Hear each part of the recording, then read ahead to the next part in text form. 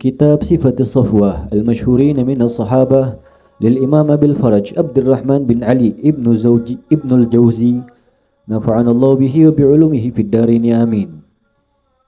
إلى قوله ذكر صفة عمر رضي الله عنه كان أبيض أمحق تعلوه حمرة توالا أصلع أجلح شديد حمرة العين في عارضه خفة.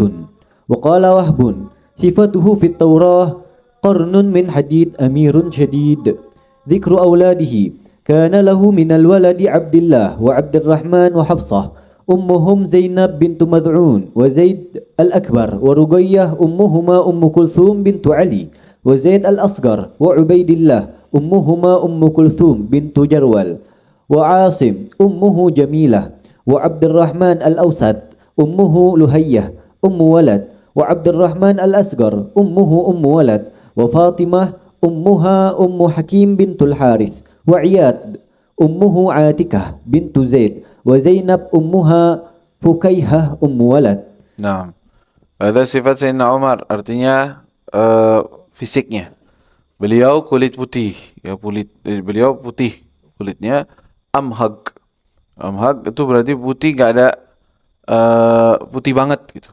Ta'luhu humrah, ada kemerahan.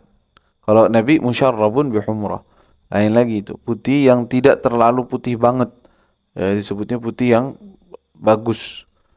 Nabi, dan ini asla', dan beliau itu agak botak,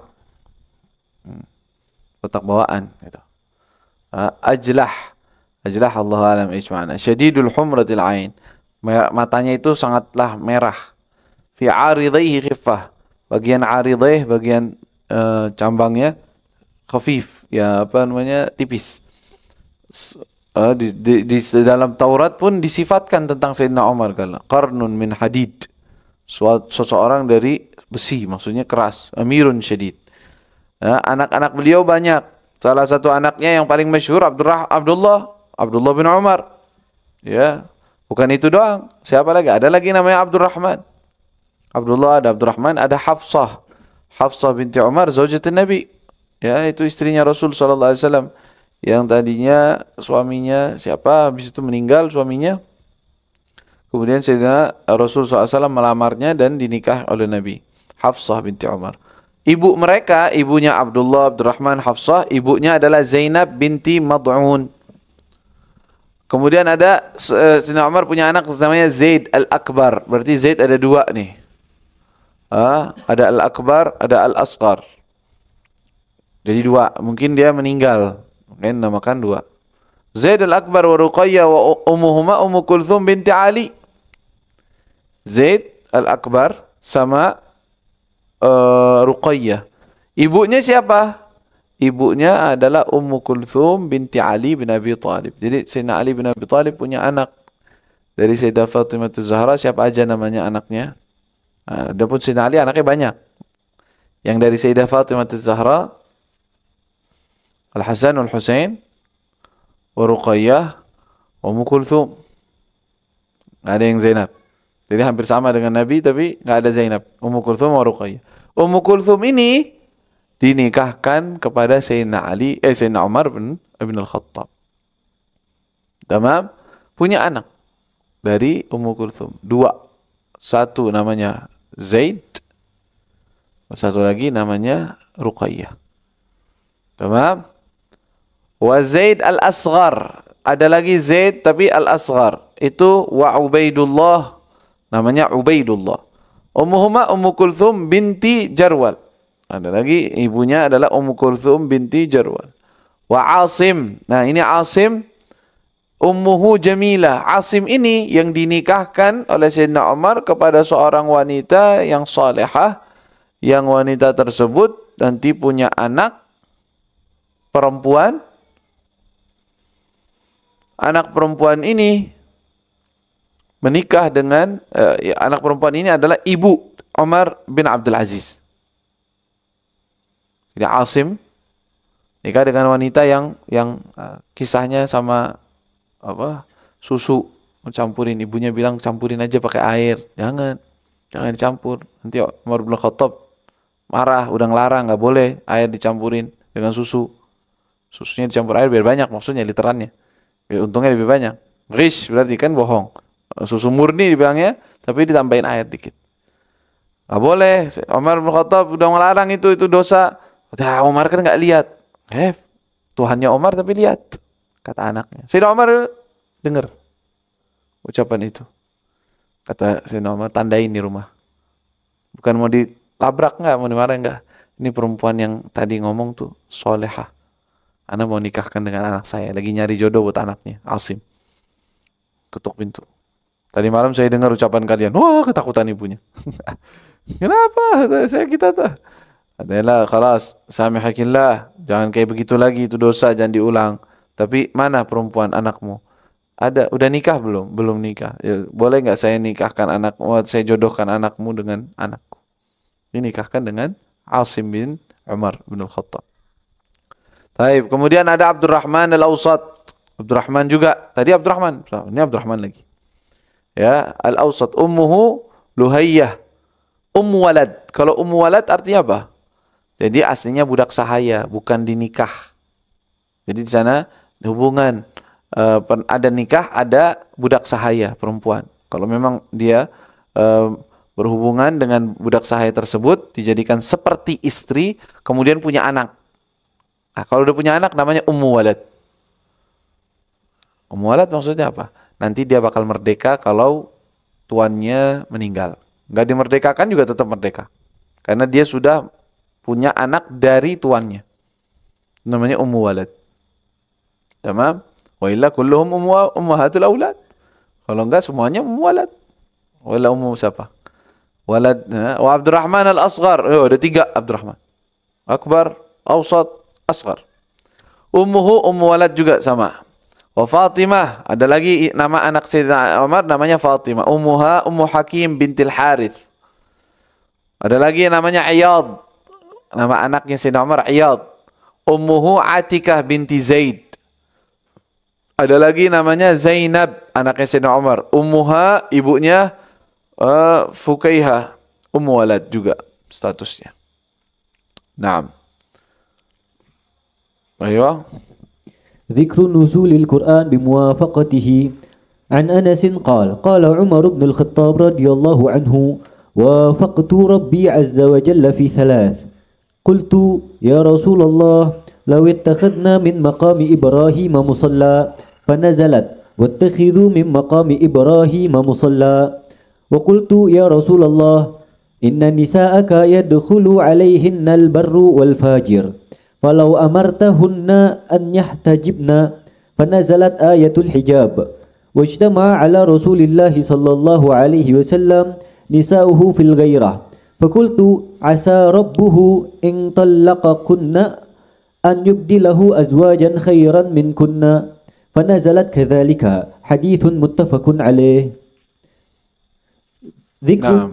Jadi Sayyidina Umar bin Al-Khattab pernah 3 kali pendapat beliau sesuai dengan Al-Quran, turun firman Allah. Jadi dia dulu ngomong, habis itu nggak lama Allah turunkan firman Allah sesuai dengan ucapan Sayyidina Umar. Wafaqtu Rabbi fi 3, kata saya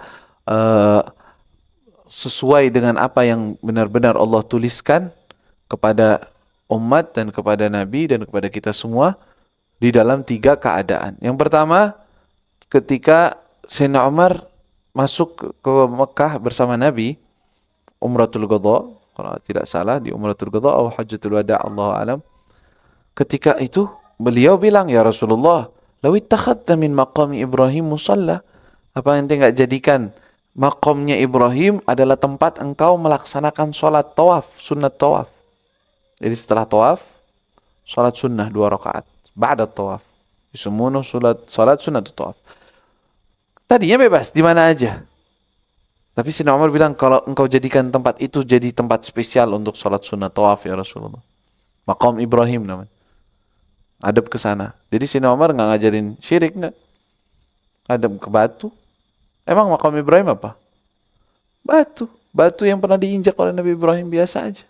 Tapi dijadikan spesial, utama. Bahkan untuk ngadep ke arah Ka'bahnya, ngadep ke situ dulu. nggak disembah, cuman dijadikan posisi utama aja.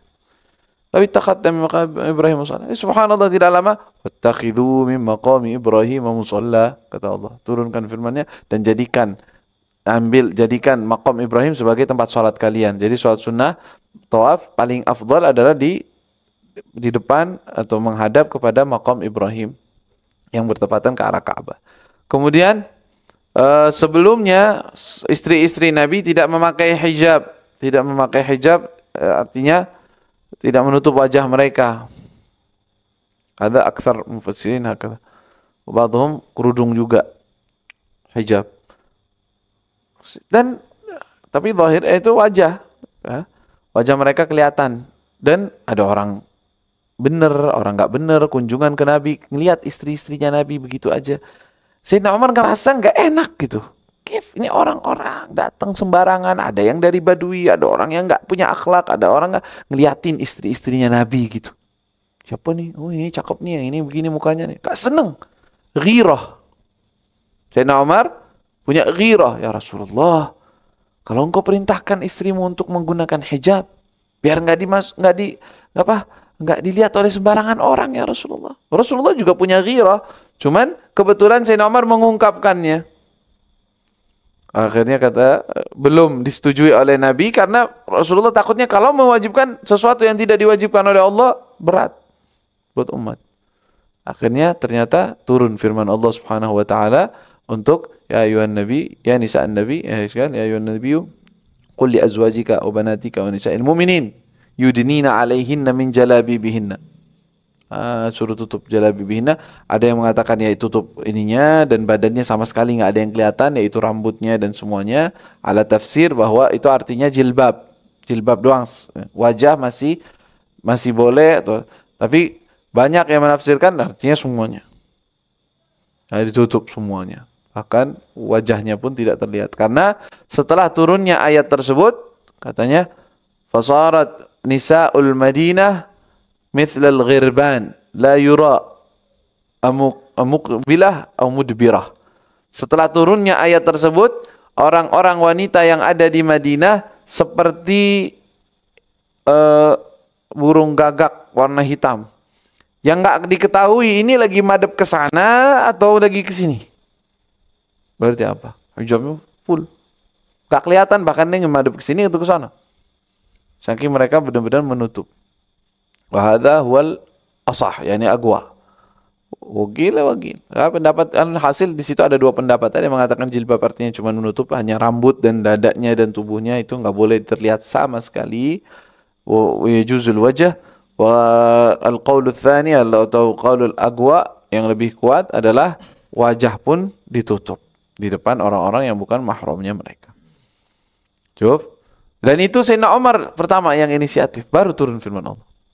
Ya, untuk Allah wajibkan tutup untuk hijab. Kemudian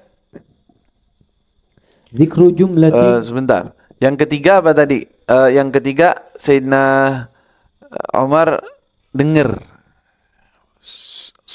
istri-istrinya Nabi ini pada cemburu, mulai yakni mengerjain sesuatu perbuatan atas kecemburuan kepada Nabi, kurang ihtiram kepada Nabi. Termasuk putrinya, dengar ada suatu perbuatan kecemburuan dari mereka sehingga melakukan tindakan begini, bicaranya kurang sopan kepada Nabi. Nabi sabar. Sayyidina Umar marah. Loh, kalian berani-beraninya bersama Nabi seperti itu diperlakukan Nabi? Jangan. Kalau begitu, kalau kalian tetap seperti itu, wahai orang-orang yang dianugerahkan menjadi istri Nabi, asa rabbukunna in tallaqakunna an yubdilakunna azwajan khairan minkunna. Katanya, barangkali kalau kalian kurang ajar terus, Allah nanti akan perintahkan kalian diceraikan dan diganti dengan orang yang lebih mulia dari kalian, lebih baik dari kalian, lebih bertakwa dari kalian. Sayyidina Umar ngomong kayak gitu. Subhanallah. Nggak lama turun firman Allah Subhanahu wa ta'ala, asa rabbuhu in talaqakunna an yubdilahu. Persis kayak omongan Sayyidina Umar. Artinya jangan sembarangan, wahai istri-istri Nabi, jangan sembarangan dengan Nabi. Kalian harus sopan, harus menghargai Nabi, harus menghormati. Kalau tidak, bisa saja Allah suruh ganti semua kalian dengan istri yang lain yang lebih salihah dan lebih baik. Subhanallah, barang persis seperti yang Allah Subhanahu wa taala sebutkannya. Ya, sara mithlal jadi hada thalatha mawaqif wafaqa Sayyidina Umar rabbahu, Tuhannya ya. Alaih, bas cukup. Manaqibuh panjang lagi. Wallahu taala a'lam.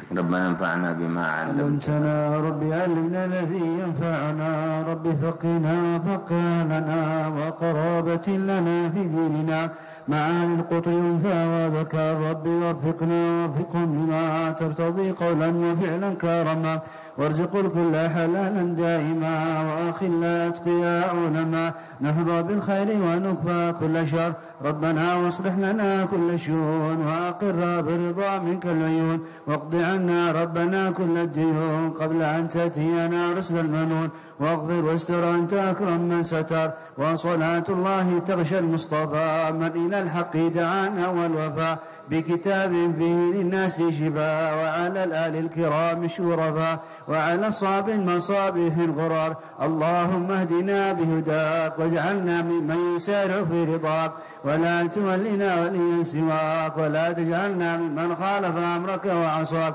وحسبنا الله ونعم الوكيل ولا حول ولا قوة إلا بالله العلي العظيم وصلى الله على سيدنا محمد وآله وصحبه وسلم.